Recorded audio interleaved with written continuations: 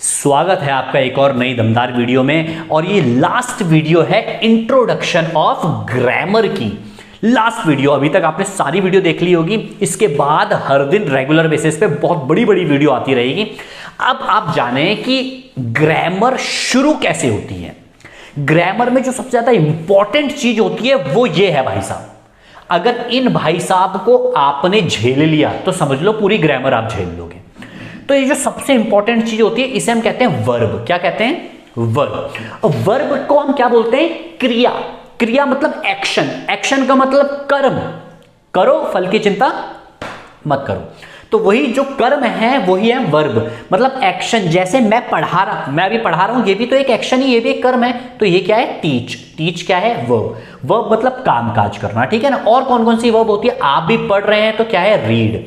वैसे ही स्टडी, और भी बहुत सारे वर्ब हो सकते हैं। क्राई, रोगे, ट्राई करोगे तो क्राई नहीं करोगे, और क्राई करते रहोगे तो फिर ट्राई नहीं करोगे, तो ट्राई नहीं करोगे तो अचीवमेंट नहीं मिलेगी। तो अचीव भी एक वर्ब है। ऐसी बहुत सारी जो होती है ये होती है वर्ब होती हैं।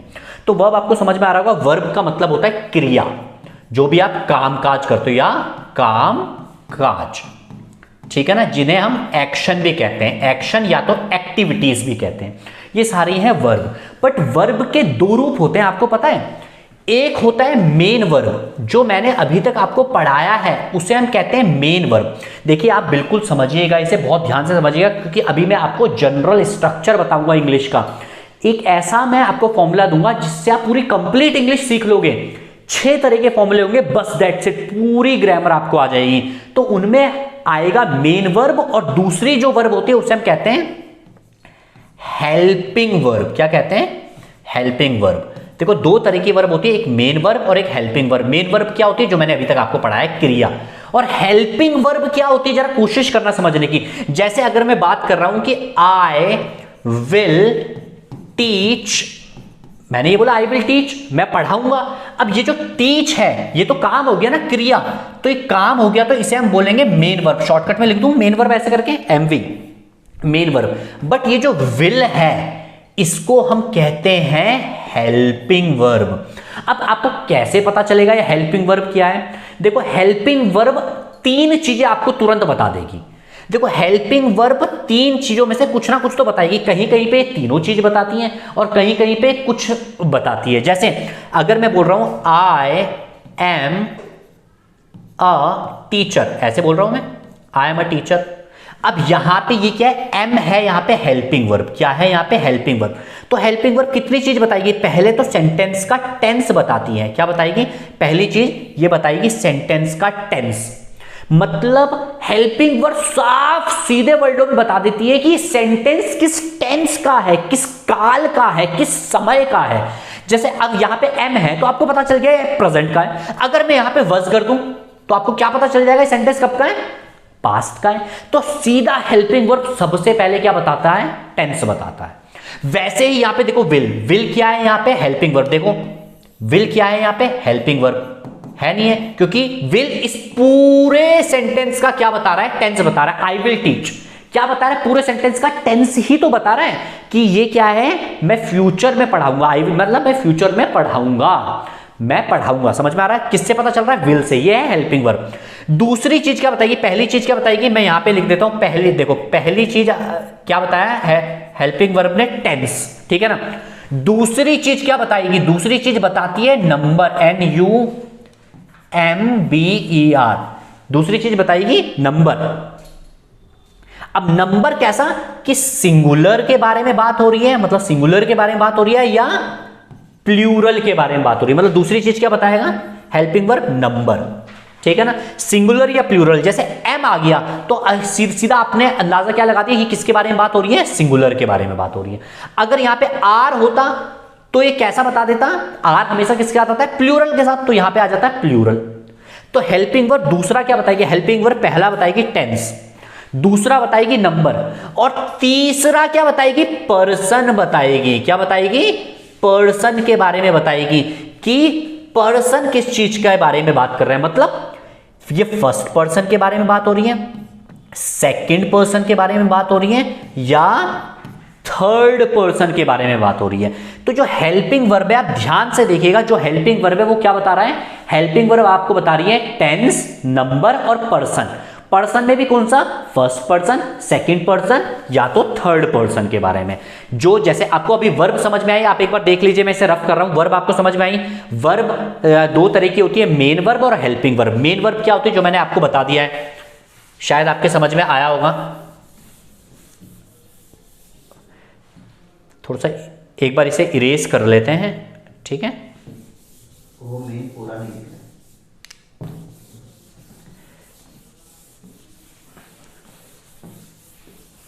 तो अब मैं आपको बता देता हूं, देखो दो तरह की वर्ब हैं। वर्ब क्या है? मेन वर्ब और हेल्पिंग वर्ब। मेन वर्ब मैंने आपको बताया जो क्रिया होती है, और हेल्पिंग वर्ब क्या? तीन चीजें जो बताती हैं। क्या बताएगी? पर्सन के बारे में बताएगी, नंबर के बारे में बताएगी और टेंस के बारे में जो बताएगा, ठीक है ना? अब पर्सन के बारे में हम बात कर लेते हैं, थोड़ा बहुत पर्सन के बारे में बात कर लेते हैं। पर्सन कितने तरह के होते हैं? अभी मैंने जैसे अभी बोला, पर्सन तीन तरह के होते हैं। फर्स्ट पर्सन जिसे हम कहते हैं, क्या हो रहा है ये? अच्छा, फर्स्ट पर्सन। फर्स्ट पर्सन में कौन कौन आता है? आई, मी, वी, अस। ये क्या है? First person. क्या हो गया ये? First person. सेकंड पर्सन में कौन आता है? सेकंड पर्सन में आता है यू। थर्ड पर्सन कौन होता है? थर्ड पर्सन में आता है ही, जो हमारी बात सुन रहा है। शी, इट, दे, ये सारे किस में आते हैं? थर्ड पर्सन में। जैसे कोई नाम होगा, नेम, नेम में जैसे अगर मैं रवि डाल दूं, रवि, और भी बहुत सारे नाम हो सकते हैं, जैसे राम, श्याम, आप तो नॉर्मल कॉमन नाम आपने सुने ही होंगे। और जो नॉन लिविंग थिंग्स भी आती है, जैसे फैन, द फैन, फोन, मतलब ये चीज भी जो नॉन लिविंग थिंग्स होती है वो भी थर्ड पर्सन में आएगी। ये मैं इसलिए बता रहा हूं क्योंकि इसमें ही बहुत सारे एरर होते हैं। जैसे मैं एक एग्जांपल लिख रहा हूं, कोशिश करना समझने की। मैं एक एग्जांपल लिख रहा हूं, कोशिश करिएगा आप समझने की। Example, my phone, PHONE, my phone works well, मतलब मेरा फोन सही चलता है। अब यहां पे थर्ड पर्सन कौन है? यहां पे ना तो ही, शी, इट कोई है ही नहीं। यहां पे ये जो है नॉन लिविंग थिंग, इसे हम कहेंगे थर्ड पर्सन। तो आपको उम्मीद है ये समझ में आया होगा वर्ब क्या होती है और पर्सन क्या होता है। अब मैं आगे बढ़ता हूं। अब इन्हीं का उपयोग होने वाला है जनरल स्ट्रक्चर में, बहुत इंपॉर्टेंट है। पूरी इंग्लिश की ग्रामर उसमें ही है, समझ लो। आपको बस उसको थोड़ा सा ध्यान से समझना है। ये रहा आपके सामने जनरल स्ट्रक्चर, ध्यान से देखिए। ये है जनरल स्ट्रक्चर। ये भी दो तरह के स्ट्रक्चर होते हैं। ये है पार्ट ए, मैं यहां पे डाल देता हूं पार्ट ए। पार्ट बी में नेक्स्ट वीडियो में पढ़ाऊंगा, बट पहले पार्ट ए आपको पूरे अच्छे से समझ में आ जाए। पार्ट बी भी मैं इसमें ही पढ़ाऊंगा, ठीक है ना? जो पार्ट ए है, पहले तो इसमें एक्शन नहीं आएगा, मतलब नो एक्शन सेंटेंस हो गए। नो एक्शन मतलब क्या होते हैं? नो वर्ब, मतलब वर्ब मतलब मेन वर्ब के बारे में बात कर रहा हूं। इसमें हेल्पिंग वर्ब आएगी बट मेन वर्ब नहीं आने वाली है, और इसमें ऑब्जेक्ट भी नहीं होगा। तो सबसे आसान स्ट्रक्चर यही है, ठीक है? सबसे पहले आता है सब्जेक्ट। सब्जेक्ट आपको पता है, सब्जेक्ट मतलब जो काम करता है, जो कामकाज करता है, उसे हम कहते हैं सब्जेक्ट। जैसे मैं यहां पे पढ़ा रहा हूं तो मैं यहां पे हो गया सब्जेक्ट। दूसरा उसमें क्या आएगा? Helping verb. और तीसरी जगह क्या आएगा? Additional information. पहला है ये पार्ट यानी ए स्ट्रक्चर। इसमें 6 तरह के स्ट्रक्चर होंगे, बहुत नॉर्मलाइज है। इसको इससे मैं सेंटेंस बनाऊंगा तो आपको पूरा समझ में आएगा। पहला सब्जेक्ट, हम शी को ले लेते हैं सब्जेक्ट, ठीक है ना? अभी शी। अब हेल्पिंग वर्ब ले लेते हैं, इज, प्रेजेंट में बना लेते हैं शी इज, और एडिशनल इंफॉर्मेशन कुछ भी ले लेते हैं, शी इज हैप्पी। अब आपको समझ में आएगा। देखो बना sentence, she is happy, normal, पहला बन गया है ये, ठीक है हमारा। अब हम बी बना लेते हैं। इसमें सब्जेक्ट आएगा, फिर हेल्पिंग वर्ब आएगा, फिर नॉट आएगा, फिर एडिशनल इंफॉर्मेशन आएगी। तो सब्जेक्ट हमारा शी है, हेल्पिंग वर्ब हमारी इज है, नॉट अपनी जगह आएगा, नॉट हैप्पी। सिंपल सा है ये स्ट्रक्चर, कोई आपको घबराने की जरूरत नहीं है। सी में यहां पे लिख रहा हूं, यहां पे पॉजिटिव है, सी वाला इज, शी और हैप्पी। अब हम डी वाला बनाएंगे, इज शी नॉट हैप्पी, क्योंकि हेल्पिंग वर्ब और नॉट के बीच में सब्जेक्ट आएगा। अब ई वाला बना लेते हैं, ई। ई वाला क्या, WH वर्ड। WH वर्ड का मतलब क्या होता है, जो WH से शुरू होते हैं वर्ड्स, क्वेश्चन वर्ड जिसे हम कहते हैं, what, why, when, how, who. तो हम यहाँ पे वाई ले लेते हैं, क्या ले लेते हैं, वाई। तो यहाँ पे हम क्या लगाएंगे, वाई, फिर क्या है, हेल्पिंग वर्ब। हेल्पिंग वर्ब है इज, वाई इज, फिर सब्जेक्ट है she happy, why is she happy. फिर लास्ट में हम एफ वाला बना लेते हैं, और एफ वाला क्या है, वाई, WH वर्ड, फिर हेल्पिंग वर्ब आएगा इज, सब्जेक्ट क्या है शी, और नॉट आएगा नॉट हैप्पी। थोड़ा सा आपको एडजस्ट करना पड़ेगा, थोड़ा सा नीचे जगह कम है। दोबारा देख लेते हैं। देखो, शी इज हैप्पी मतलब वो खुश है, बिल्कुल सही है। शी इज नॉट हैप्पी, वो खुश नहीं है, दूसरा स्ट्रक्चर भी। सी इज शी हैप्पी, क्या वो खुश है। इज शी नॉट हैप्पी, क्या वो खुश नहीं है। अब देखो, इज शी नॉट हैप्पी, इसको तो हमने ऐसे लिख लिया, बट कहीं कहीं पर इसको ऐसे भी लिखा जाता है, जैसे इज नॉट को अगर हमने अलग अलग करना है तब तो ये वाला स्ट्रक्चर सही है, बट अगर मुझे इज नॉट को एक साथ लिखना है तो मैं यहां पे सवाल सीधा ऐसे भी पूछ सकता हूं, इजंट करके। क्या बोलूंगा, इजंट शी हैप्पी, बिल्कुल सही है ये। मतलब ये दोनों जो हैं, ये दोनों सेम है, इन दोनों का मतलब क्या है, बिल्कुल सेम है। इजंट शी हैप्पी बोलेंगे या तो इज शी नॉट हैप्पी बोलेंगे। वैसे ही क्या है, वाई इज शी हैप्पी मतलब वो खुश क्यों है, और why is she not happy वो खुश क्यों नहीं है। तो इसको हम एक और तरीके से कैसे लिखेंगे, इसको हम एक और तरीके से ऐसे लिख सकते हैं, वाई इजंट। अब देखो, इज नॉट को अगर एक साथ लिखना है तो हमें शॉर्टकट में लिखना पड़ेगा, वाई इजंट शी हैप्पी। अब ये काम अभी आपका बहुत ज्यादा जरूरी काम आएगा, ये दोनों सेंटेंसेस, ये दोनों जो सेंटेंसेस हैं ये बहुत ज्यादा इंपॉर्टेंट है। ये लास्ट वाला जो सेंटेंस है, ठीक है, ये बहुत ज्यादा इंपॉर्टेंट है। Why is she not happy या वाई इजंट शी हैप्पी, दोनों ही ये सही है। दोनों को इस तरीके से लिखा जा सकता है जो नॉट वाले सवाल होंगे। आपको ये जनरल स्ट्रक्चर समझ में आया होगा। आप एक और बार देख लीजिएगा, इसकी फोटो ले लीजिएगा, स्क्रीनशॉट ले लीजिएगा, क्योंकि आगे अब थोड़ा सा और कठिन होने जा रहा है। ये वाला जो जनरल स्ट्रक्चर था वो एक्शन के ऊपर बेस नहीं था, वो वर्ब के ऊपर बेस नहीं था। कैसी वर्ब, मेन वर्ब के ऊपर बेस नहीं था, हेल्पिंग वर्ब के ऊपर बेस था, ठीक है। अगर कहीं पे वर्ब नहीं आ रही, आप बिना वर्ब के सेंटेंस बनाना चाहते हैं इंग्लिश में, कहीं पे भी बिना वर्ब के मतलब बिना मेन वर्ब के अगर आप सेंटेंस बनाना चाहते हैं तो स्ट्रक्चर आप ये वाला फॉलो करेंगे। समझ में आ रहा है, स्ट्रक्चर ये वाला फॉलो होगा जहां पे मेन वर्ब नहीं आती है। जहां पे मेन वर्ब आती है वहां पे फॉलो होगा ये वाला स्ट्रक्चर। कुछ नहीं, सिर्फ इसमें वर्ब ही ऐड हुआ है और कुछ ऐड ही नहीं हुआ है। जैसे सब्जेक्ट, देखो सब्जेक्ट, वर्ब, ऑब्जेक्ट और एडिशनल इंफॉर्मेशन, बस यही तो है, सिंपल सा है। जैसे एक सवाल बना लेते हैं ना, सवाल बना लेते हैं। सबसे पहले हम यहां से शुरू करते हैं, ए, मैं भी यहां पे ए डाल देता हूं, ठीक है ना। सब्जेक्ट क्या है, सब्जेक्ट ले लेता हूं मैं यू को ले लेता हूं, ठीक है ना, यू को, यू लिख दिया, ठीक है ना। अब मेन वर्ब ले लेता हूं मैं टीच, ये लो टीच, क्योंकि मेन वर्ब क्रिया होती है ना, टीच। ऑब्जेक्ट क्या है, टीच स्टूडेंट्स डाल देता हूं, ठीक है, ये लो स्टूडेंट्स और एडिशनल इंफॉर्मेशन डेली, मतलब यू टीच स्टूडेंट्स डेली, मतलब आप बच्चों को रोज पढ़ाते हो, सिंपल सा है। वैसे ही बी में डाल देते हैं हम यहां पे, ठीक है ना। बी में क्या है, सब्जेक्ट आ गया, सबसे पहले सब्जेक्ट क्या है, यू। अब यहां पे हेल्पिंग वर्ब, अब प्रेजेंट का बना रहा हूं तो प्रेजेंट में हेल्पिंग वर्ब होगी डू और डज। जब हम वर्ब के बारे में बात कर रहे हैं, जब हम वर्ब के स्ट्रक्चर को फॉलो कर रहे हैं, ठीक है ना, तो यहां पे हेल्पिंग वर्ब होगी डू, तो यहां पे क्या आएगा, यू डू। फिर नॉट आएगा हेल्पिंग वर्ब के साथ, तो यू डू नॉट, और मेन वर्ब क्या है, मेन वर्ब ये है हमारी, you do not teach students daily, simple सा तो है। वैसे ही बी हो गया। अब सी देख लेते हैं, हेल्पिंग वर्ब पहले आ जाएगी। हेल्पिंग वर्ब क्या थी, मैं यहां पे लिख लेता हूं, यहां की हेल्पिंग वर्ब इस समय क्या है, डू। आपको बार बार कंफ्यूज ना होना पड़े। तो अब सी देख लेते हैं, यहां पे हेल्पिंग वर्ब है डू, तो यहां पे आ गया डू। अब सब्जेक्ट क्या है, यू, तो डू यू। मेन वर्ब क्या है, टीच। देखो हेल्पिंग वर्ब आ गया, सब्जेक्ट आ गया, मेन वर्ब आ गया, टीच। ऑब्जेक्ट क्या है? स्टूडेंट्स।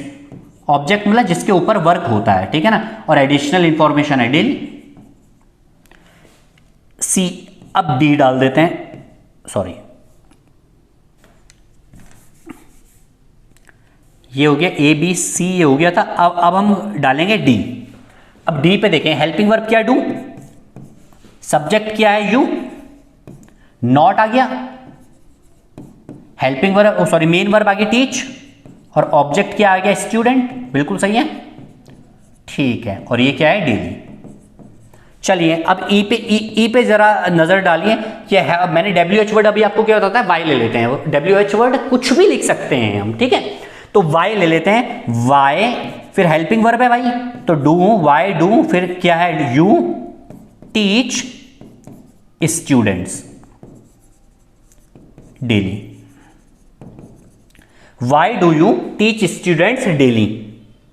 अब एफ डाल देते हैं, एफ क्या? वाई, WH और टाइम वर्ड है डू, वाई डू, सब्जेक्ट है you, why do you not, why do you not teach students daily.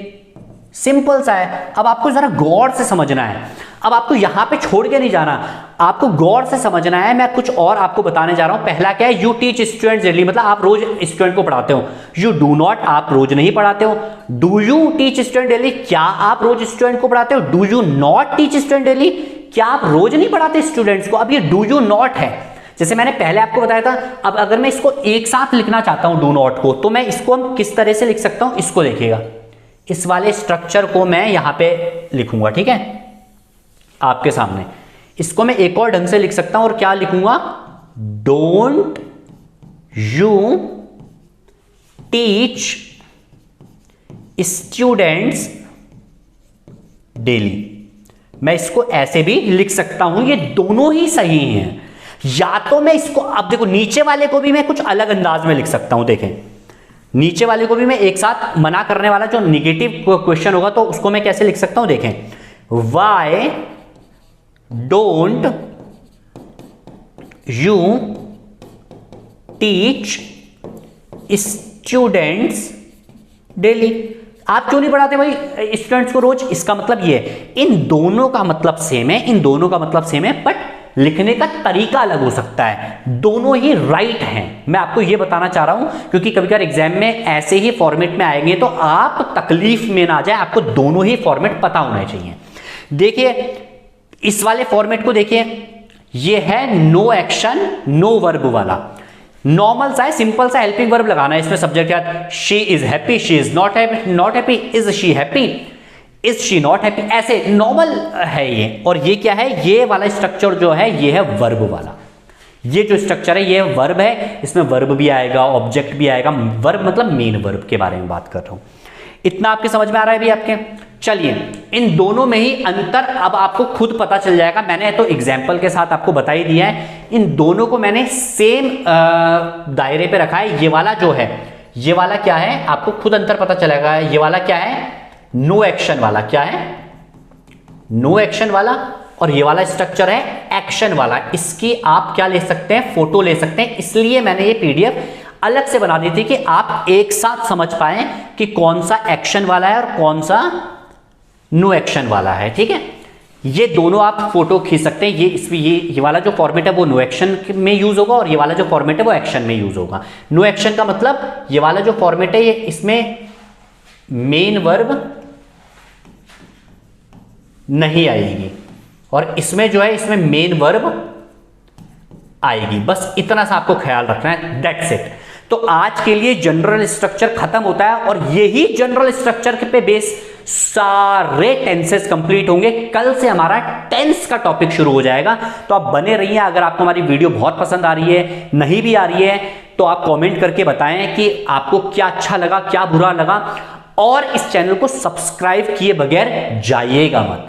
देखने के लिए बहुत बहुत शुक्रिया, धन्यवाद।